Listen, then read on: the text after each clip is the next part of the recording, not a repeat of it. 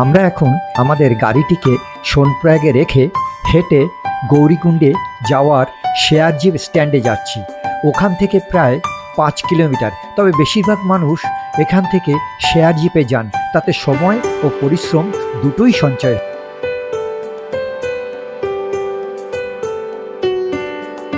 গাড়ি থেকে নেমে হেঁটে গৌরীকুণ্ডের দিকে যাচ্ছি। যেতে যেতে মনের ভেতর এক উত্তেজনার সৃষ্টি হলো, আমরা কতক্ষণে গৌরীকুণ্ডে পৌঁছব। ওই দেখো, যারা কেদারনাথ থেকে ফিরেছে তারা শেয়ার জিপে সোনপ্রয়াগে যাওয়ার জন্য লাইন দিয়ে দাঁড়িয়ে রয়েছে। এই বলতে বলতে আমরা গৌরীকুণ্ডে পৌঁছে গেলাম।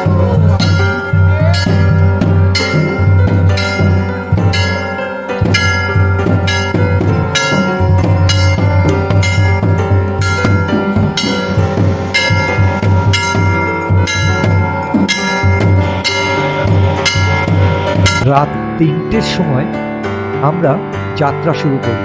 অল্প কিছুক্ষণ শুয়েছিলাম, তেমন ঘুম হয়নি। মনের ভিতর এমন উত্তেজনা যে আমরা কতক্ষণে ট্রেক করতে বেরোবো।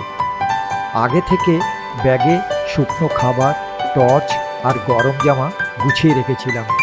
চারিদিকে তখন অন্ধকার, আকাশের তারা, হাতে টর্চের আলো আর মনে মহাদেবের নাম নিয়ে আমরা বেরিয়ে পড়লাম।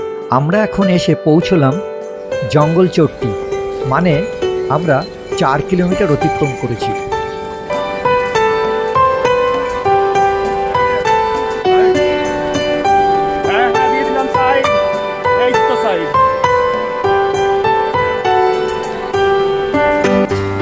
আমরা এখন এসে পৌঁছলাম ভীমবালিতে। Total 6 kilometre. আমরা এখানে এসে একটু বিশ্রাম নিলাম, তারপরে আবার রওনা হলাম।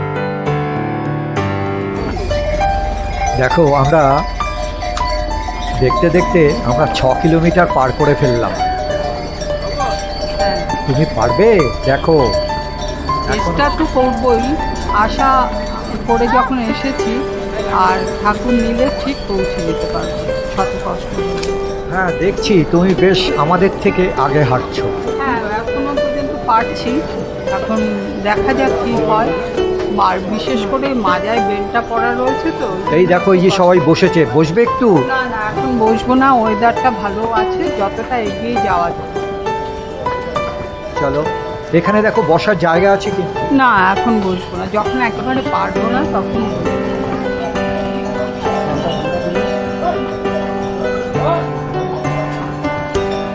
একটু দাঁড়িয়ে ছবি তুললাম, তারপর আবার আমরা হাঁটতে শুরু করলাম। এখান থেকেই শুরু হবে এবার চড়াই।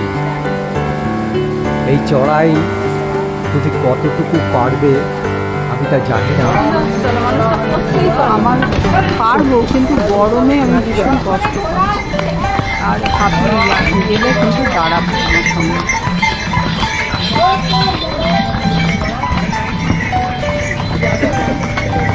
হর হর মহাদেব। এখানে একটা বড় অসুবিধা ঘোড়ার, এই ঘোড়াগুলো গায়ের উপরে আসে। হাত লাঠিটা উঁচু করে ধরলে তবেই ওরা একটুখানি ভয় পায়।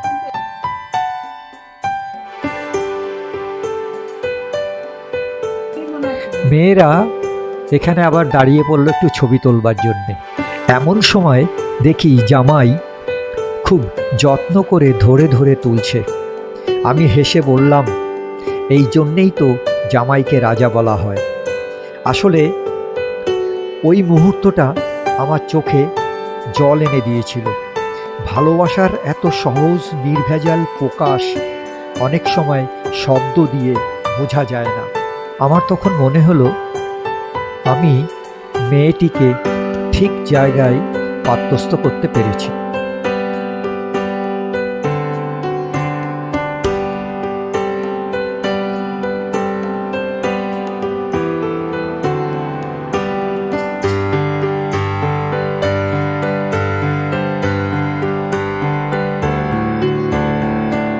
পথে যেতে যেতে বৃষ্টি শুরু হয়ে গেল। ভেবেছিলাম বোধহয় শুকনোর মধ্যে দিয়ে আমরা কেদারধামে পৌঁছে যাব। কিন্তু এই বৃষ্টি ভেজা জল, মাঝে মাঝে মেয়ে আমাদেরকে দেখিয়ে দিচ্ছে কোথা দিয়ে কিভাবে যেতে হবে, কোথায় গর্ত, লাঠি দিয়ে দেখিয়ে আমাদের সারথি এগিয়ে চলছে সবার আগে। আমরা পিছনে তার পথ অনুসরণ করছি। মাঝে আমরা একটা জায়গায় দাঁড়িয়ে একটু সেলফি নিলাম, বেশ ভালো, খুব ভালো জায়গা এটা।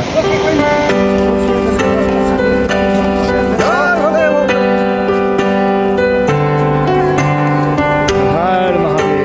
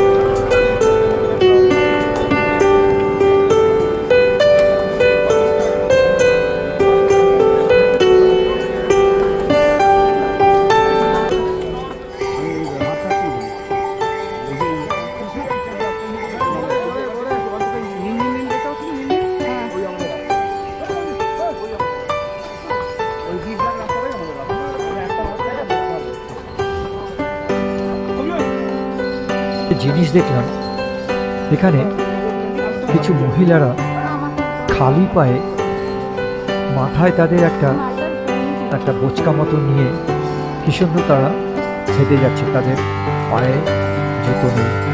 কিন্তু দেখো আমরা ট্রেক করবার জন্যে আলাদা জুতো প্যান্ট আমরা পরে যাচ্ছি, আর এরা কত সুন্দর শাড়ি পরে এরা ট্রেক করছে।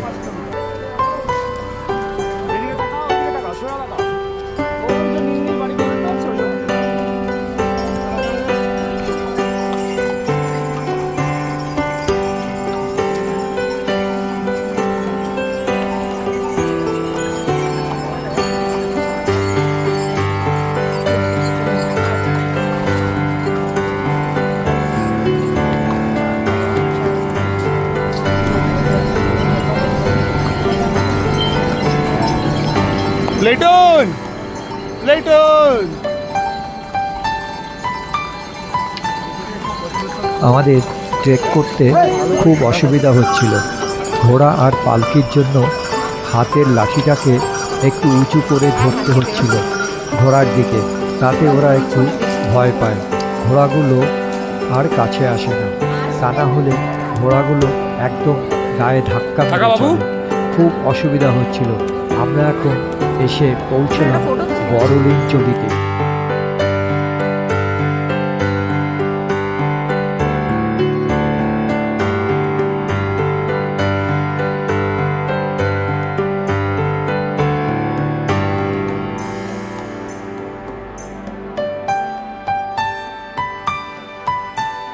রাইটস, দেখো কি ভিউ, চারিদিকে বরফ। যদিও বরফগুলো ব্ল্যাক আইসে পরিণত হয়েছে, এটা পুরনো বরফ, তাও দেখো কি সুন্দর লাগছে। এদিকে বৃষ্টি, আমার মিসেসের মুখে এখনো হাসি দেখা যাচ্ছে। এ হাসি বোধহয় আর বেশি সময় থাকবে না। আর 2 কিলোমিটার ওকে, হ্যাঁ শুরু হয়ে গেছে ওর, আর উঠতে পারছে না, আমি ঠিক ধরেছি। ওকে বোধহয় এখন কোথাও একটু বিশ্রাম নিতে হবে। বৃষ্টিও নেমেছে খুব জোরে।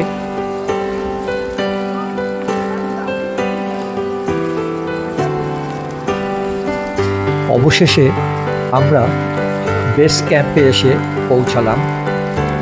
আমার মিসেস আর পারছিল না। আমি ভেবেছিলাম ও বোধ হয় আর হেঁটে উঠতে পারবে না।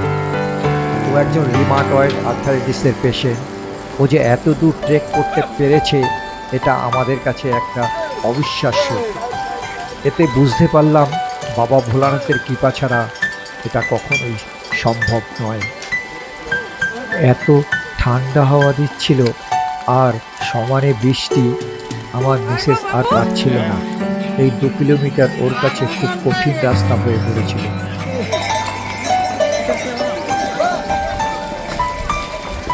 কেমন লাগছে? ক্লান্ত শরীর মুহূর্তে ভুলে যায় সব কষ্ট যখন চোখে পড়ে ওই বরফে ঢাকা সিন্ধু আর কেদারনাথের মন্দির। আমরা পেরেছি, আমরা পেরেছি। হর হর মহাদেব, হর হর মহাদেব, হর হর মহাদেব। ওখানে পৌঁছে আমরা বেশি দেরি করিনি, সোজা চলে গেলাম হোটেলে। ভালো করে ফ্রেশ হয়ে খানিকক্ষণ শরীরটাকে গরম করে নিয়ে আমরা মন্দিরে পুজো দিতে বেরিয়ে পড়লাম। আগে থেকেই পুরোহিতের সঙ্গে কথা হয়েছিল, উনি রাতের পুজোটা করিয়ে দেবেন। ঠিক সেই মতো আমরা মন্দিরে চলে গেলাম। ওখানে খুব সুন্দরভাবে পুজো দিলাম, মনটা একেবারে প্রশান্তিতে ভরে গেল। ওখান থেকে ছেড়ে আমাদের আর আসতে ইচ্ছা করছিল না, তবুও আমাদের চলে আসতে হলো হোটেলে। পরের দিন সকালবেলায় আমরা ভালো করে ঘুরবো এই ভেবে। Good morning, hello guides. আমরা এখন বেরিয়ে পড়েছি মন্দিরের চারিপাশটা ঘুরবো ও তোমাদেরকেও দেখাবো। ও আরেকটি কথা না বললেই নয়, আমাদের হোটেলটা ছিল একদম মন্দিরের গায়ে। ওই হোটেলটি ছিল পুরোহিত মশাইয়ের নিজস্ব হোটেল। স্ক্রিনে হোটেলের ফোন নাম্বারটা দিয়ে দিলাম। আরেকটা কথা না বললেই নয়, আমাদের এক রাতে থাকা এবং পুজো দেওয়া নিয়ে 8,000 টাকা পড়েছিল। এটা খুব ড্যাম চিপ ছিল।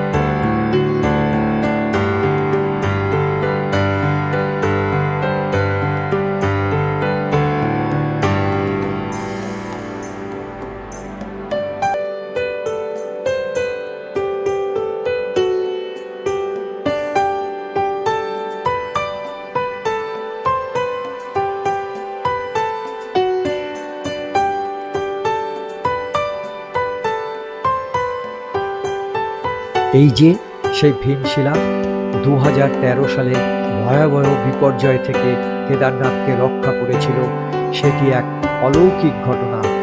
এই ভীমশিলা কোথা থেকে এলো ওখানে, যা শুধু কেদারধামকেই রক্ষা করেছিল আর সব কিছু ভাসিয়ে নিয়ে গেছে। কত মানুষের প্রাণ চলে গেছে সে তো তোমরা সবাই জানো। ভগবান শিবের আশীর্বাদ বলেই আজও কেদারনাথ অটুটভাবে দাঁড়িয়ে আছে, আর ভীমশিলা সেই নীরব সাক্ষী হয়ে রইল। ও ওই ত্রিশূলটাকে প্রণাম করছে, দেখো ওকে ডাকছে সাধু। ও একটু ভয় পাচ্ছিল, তারপরে আমি বলার পরে ও ওখানে বসলো। এখানে তো পুরো কেদারধামের চারিদিকটা পুরো সাধু সন্ন্যাসী, সব নাগা সাধুরা সব বসে থাকে। এরা ওই আমরা যারা বাইরে থেকে তীর্থ করতে আসি, আমরা এদেরকে ওই কিছু সাহায্য করি, এতেই এদের চলে যায়। এদের তো বেশি কিছু না, দেখি তো ওখান থেকে কি সব খেয়ে দিয়ে বেঁচে থাকে এরা। দেখো এই একজন নাগা সন্ন্যাসী বসে আছে, এদের একটু ছবি তুলছি তাই এরা ছবি তুলতে দিচ্ছে না। এরা আমাদেরকে বলছে ছবি হাটাও, ছবি হাটাও। আমরা তখন আস্তে আস্তে ওখান থেকে সরে এলাম আর ওদেরকে ছবি ডিস্টার্ব করলাম না। হ্যালো গাইডস, কেদারনাথ শুধু তীর্থস্থান নয়, একটি বিশ্বাস, ভক্তি আর অলৌকিক শক্তির প্রতীক। এখানে প্রতিটা মুহূর্ত মনে করিয়ে দেয় ভগবানের আশীর্বাদ থাকলে যে কোনো বিপর্যয়কে পরাজিত করা যায়। তো বন্ধুরা, এই ছিল আমাদের কেদার যাত্রার পুরো গল্প। যদি ভিডিওটা ভালো লেগে থাকে তাহলে একটা শেয়ার, লাইক, কমেন্ট করতে ভুলো না। পরবর্তী ব্লগ আসতে চলেছে বদ্রীনাথ, মানাগ্রাম অ্যান্ড ঋষি।